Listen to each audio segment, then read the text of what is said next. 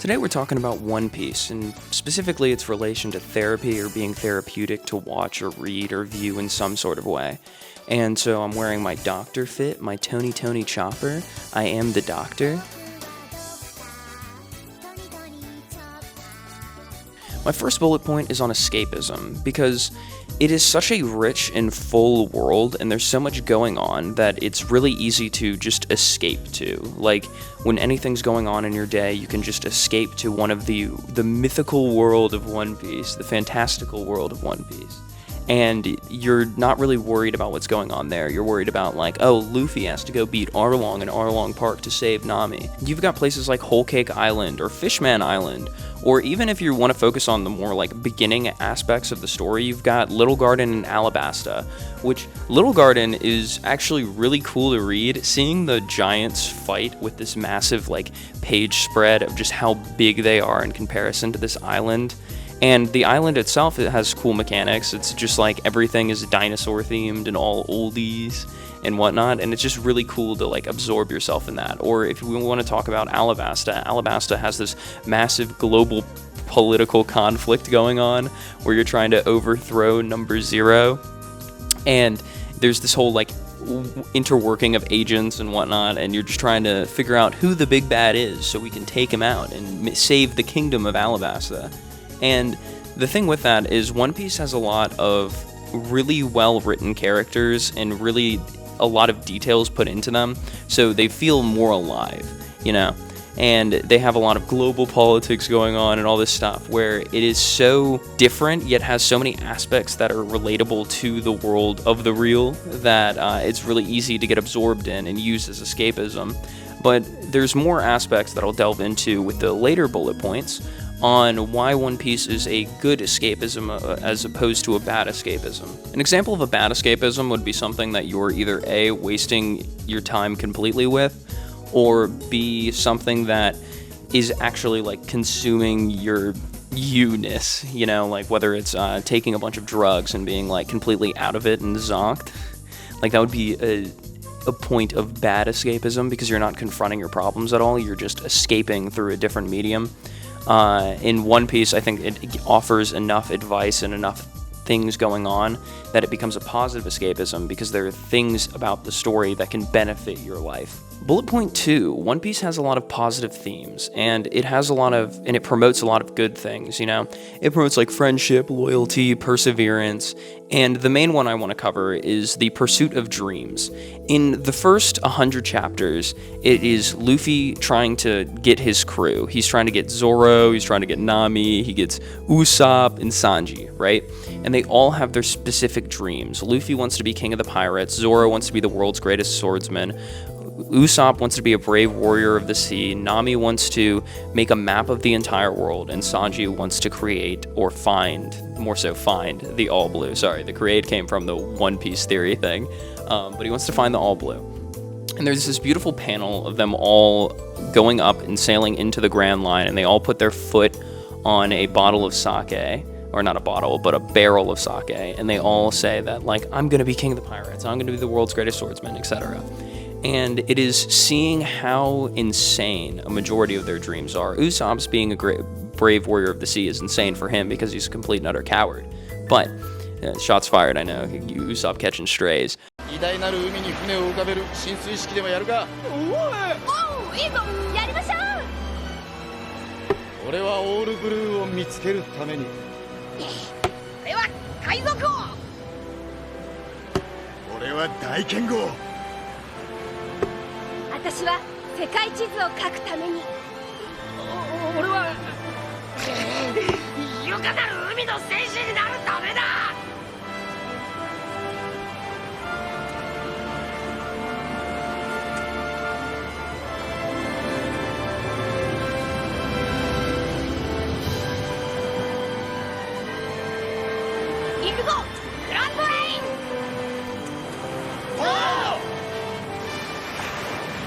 But Zoro's and Luffy's are just, and Nami and Sanji are just so out there. The All Blue isn't supposed to exist, so Sanji's dream is far-fetched. Zoro's to become the greatest swordsman of the sea. We just saw him get completely bodied by Mihawk in earlier chapters, who is the greatest swordsman of the sea. So we're like, how is he going to get to the point where he can actually fight this guy? And then Luffy's is to be the king of the pirates, which is the most ambitious goal of all. And it's really cool to see the starting point of their dreams and them wanting to achieve these things that are unfathomable. And then you see them slowly but surely progress over the course of the 1,000 chapters towards those dreams. And I think it's really good and healthy to see that, because a lot of us have dreams, aspirations, or hopes, or things that we view that can only take place in the future, but we want it instantly. We want it to happen instantly, especially with TikTok and instant gratification stuff. We want it to happen so quickly. But in actuality, it's going to take a while.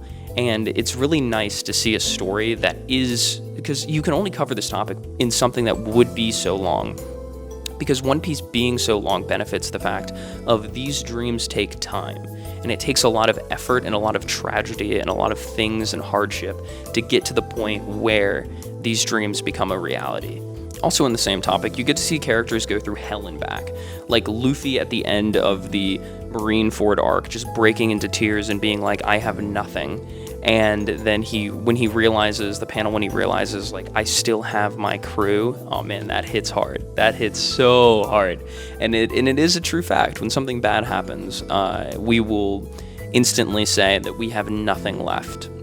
People do it all the time with relationships or when you lose a friend or something. But at the end of the day, there's always something that you have. And for Luffy, in that aspect, it was, I have my crew. And we can even go back to the Water 7 arc, and with all the stuff going on there, and when you're at the gates with Robin, and she finally declares, I want to live, to Luffy, and him saying that's all you needed to say, etc. And the thing with that arc particularly is it is someone being completely and utterly controlled by something and finally breaking free from the chains. And One Piece has a lot of freedom aspects, but that one particularly is being controlled by something and having the ability to break free without even knowing it. And I think that is a beautiful thing, because we're all to some certain extent controlled by things, and there are certain things that we can break free from, but we are stuck in the comfort of it all, so we don't break free from it. But One Piece is promoting the idea of breaking free from those shackles and in the pursuit of freedom and being the freest man alive, and that's one of my goals. I want to be free as hell, but right now I'm stuck to the shackles of retail, but maybe one day I won't be. Bullet point 3, baby. Emotional catharsis. One Piece has a lot of moments of emotional catharsis, whether it's the build-up with the I Want to Live panel with Robin, or it's even Nami in the beginning of the series with Arlong Park. There's a lot of moments in One Piece where it is this emotional, impactful moment, and I can't help but cry at some of these scenes, and that's coming from me. I don't cry a lot, but One Piece brings it out of me. What can I say? And the thing with it is that One Piece is one of those shows or stories and whatnot, where there is such a feeling for the characters that you feel so good when something good happens to those characters, when nothing but bad things and hardship has been happening to them for the entire course of the series. And I think that when it comes to One Piece particularly, it is really healthy to have those emotions and to feel those emotions. So through reading One Piece, to a certain extent, you become more in tune with those emotions. I know at the end of the Wano arc, which I know that's diving really far ahead, I had read it already, and I turned on the TV to the newest episode at the time, and it was the end of the Wano arc. And seeing all the little characters throw their what are they? They're like the floating lanterns with the writings on it, and seeing all those little moments. There's a lot of moments in Wano, whether it's the smile fruit and them being forced to smile, and then one guy is pretending to smile even though he hasn't had the smile fruit, which, by the way, the smile fruit is something that forces you to smile and be happy even when you're not. It's a weird thing, but you'd have to watch it to actually understand what the hell I'm talking about. But basically, it's like seeing that emotional catharsis of the end point of Wano, and not even having seen One Piece in probably a couple of months, and seeing that one moment, I was on the verge of tears. I was like, damn, dude, these guys have been being oppressed, and they're free, they're liberated, they feel so good. everything's back to the way it should be, and everything's great, and Kaido's not spoiling, no, anyways, but like everything's good, like everything's kosher and cooking. Bullet point 4, characters to seek inspiration from. There's so many characters that you can delve and dive into, like certain aspects of them that will be inspiring to you personally. Like, for me, it would be like Zoro, and I know that's a cliche one, but Zoro's drive and willingness to Luffy and to his goal and his dream, but realizing to a certain extent that Luffy saved his life, and that in the first chapters of One Piece, Luffy saved Zoro, and so everything after that point is something that Luffy gave to him. Every breath after that is something that Luffy provided to him. And seeing the determination and the willingness to stand by Luffy, even over his own dreams to a certain extent, is very inspiring to me. It is the panel, particularly at the end of Thriller Bark, where he's standing covered in blood after protecting the entire crew and basically saving his captain, and saying that, Sanji says, "What happened?" And he says, "Nothing happened." Is just so powerful, because sometimes you don't need to say anything, sometimes it is just you need to take action and do it because you want to, and you don't want to have any street cred or any fame from the actions that you take. You just do it because you want to, and I think that's a really important lesson for modern times, especially with the impact of social media and everybody doing things for clout. Look at the YouTubers giving out money to the homeless and being like, "Look how good of a person I am. Hey, can I have that $1,000 back?" That type of thing. I'll give you 10 instead of this 1,000. I just needed the $1,000 or the $1,000 clip to get some clout. It's such a big thing, And so Zoro, I take a lot of inspo from his drive, his determination, and just him as a character, being a little drunk dude, only wanting alcohol and some good old laughs. But he's just a very, impactful character for me.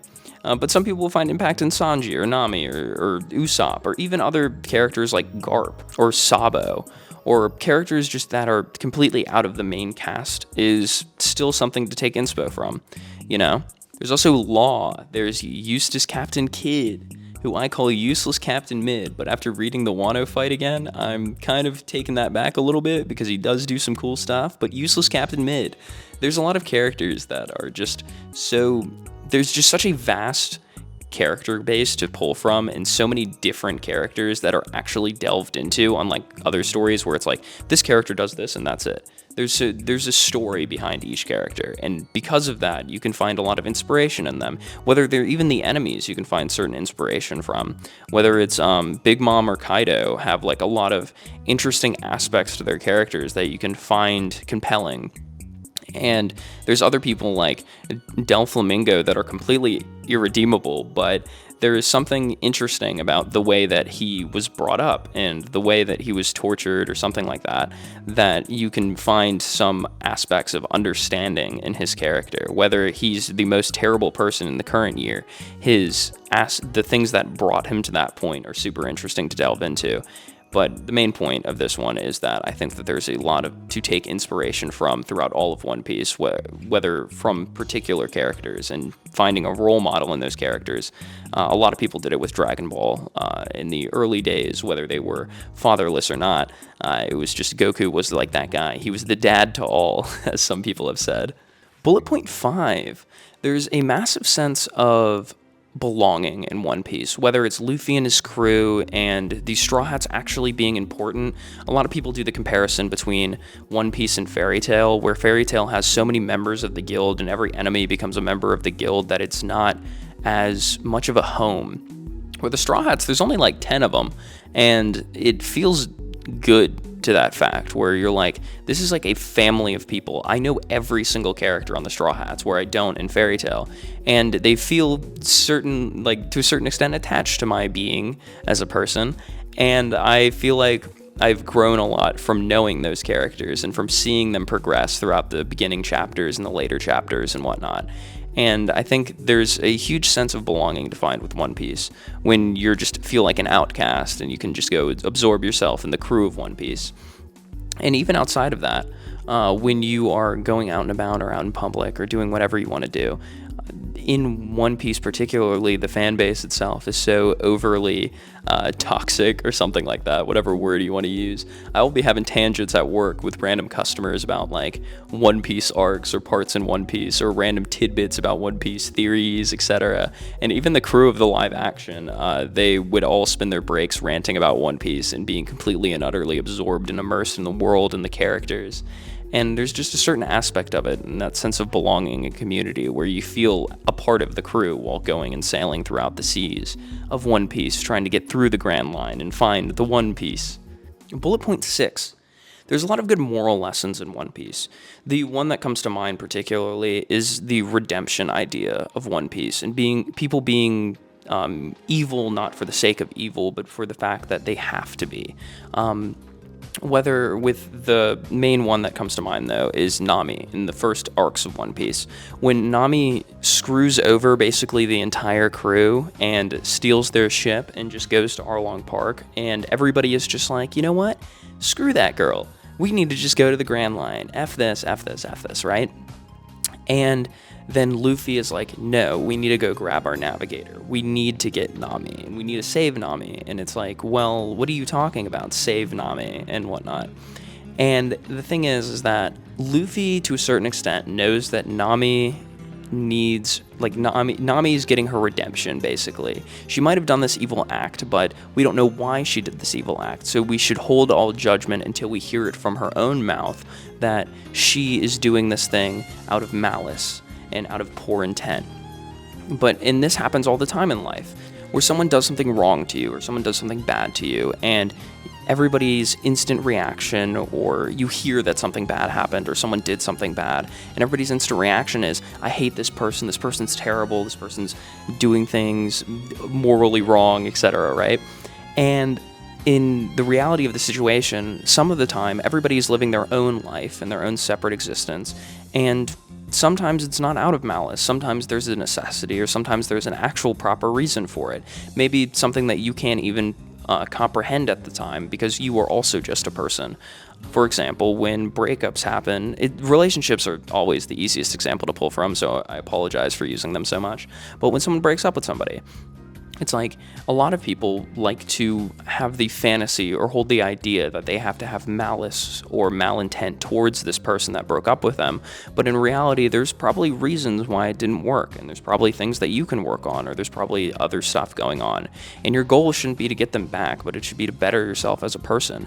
And it should be to look past the veil of your own selfishness and self-need to hate, and to view the world around you as everybody living their own separate existence and everybody having their own separate reasons for everything, and that no person is, or some people are not worth redemption, but some people can have redemption because you didn't know the reason they took action in the first place. You could have wronged someone without knowing it, and that's the reason why they took action against you. And after having a conversation about it, you might realize that, oh, I was actually doing something wrong here. But yeah, there's a lot of moral lessons in One Piece throughout the entire story, but that is one particularly that I wanted to delve into. Bullet point 7. There's a lot of humor in One Piece and a lot of things to laugh at and jokes to have. I find myself laughing at One Piece constantly, but there's also something about the way that it's done. There can be the most gut-wrenching moments happening. The one that I think of is Sambayoti Archipelago, where Luffy basically gets his whole entire crew taken away from him in an instant, and he gets teleported to this random island. And in Amazon Lily, there's a scene where they're cleaning Luffy and taking off all these mushrooms because he ate a poisonous mushroom. And they're pulling all the mushrooms off, but there's this one mushroom, it just keeps stretching, it won't come off. And it's a really funny moment, but the thing is that you're sitting here like, dude, Luffy's whole crew is just taken away from him. And I'm sitting here laughing at this stupid gag joke, and that happens constantly. It happens throughout Wano, it happens throughout Doflamingo's Dressrosa arc. It happens all the time.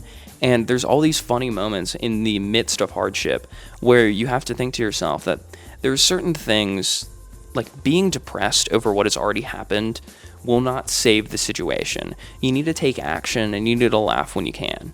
And I think that is a very good lesson to take from One Piece, is that to laugh when you can. And even no matter what's happening or how many hardships you're going through, there are certain aspects in life that there's something to laugh at and there's something to have fun with. And you can't just become depressed on your own depression or off the things that are happening in your life. You have to be able to take action, and you can't take action with a unhealthy mind. You can only take action with a positive one, or even if you can take action with a unhealthy mind, it won't be as beneficial to you because you won't be enjoying the things that you're doing. So you need to be able to take a breath, realize what has happened, realize how you've been wronged or the things that are going on in your life, and be able to laugh at the things that happen that are actually funny, or the things that are just going on around you that are enjoyable, to enjoy them. Enjoy them while you can, laugh while you can, because something bad is going to happen, and when it does happen, just be able to pick yourself up, move forward, and laugh at the things in the future. Bullet point 8 is the last one, and it's just the fact that One Piece is so long. It offers a lot of long-term engagement, and from chapter 1 to 1,100 and something, it's still going, and it'll still keep going for the time being, but it is something consistently to look forward to, the next chapter of One Piece, the next story to unravel, and it's nice. It's a nice, refreshing thing that no matter what is going on in my life, that there's this consistent story that I can read whenever I want, whether I'm caught up or not even, because I can return to earlier chapters and just read them for the sake of they're cool, they're fun to see, they're fun to view. It's a part of this big grand story, but they're little segments that I can just read in a brief hour or two. And it is something I can always return to, and having that comfort is nice. It's nice that no matter what's going on in the chaos of the world or life around us, that there's always this one thing that I can return to or read or view. And just be like, yeah, let me go catch up on One Piece. Let me go check out the newest chapter. And it's nice. It's refreshing to have something that is always there. It's a constant source of entertainment, because by the time I get to chapter 1,100, I've definitely forgotten the chapter 1 through 600. So there are at least the certain moments of them that I will still find enjoyable to this day. And yeah, it's just nice to have that constant thing that is there, you know? So that is why One Piece is therapeutic, and that is what I got to say for today. Maybe I'll make a part 2 when I come up with more reasons, but for right now, that's what I got. Like, subscribe, do what you want to do, and drop a comment on how One Piece has helped you, or what your thoughts on the topic I've brought up today are. Take it easy.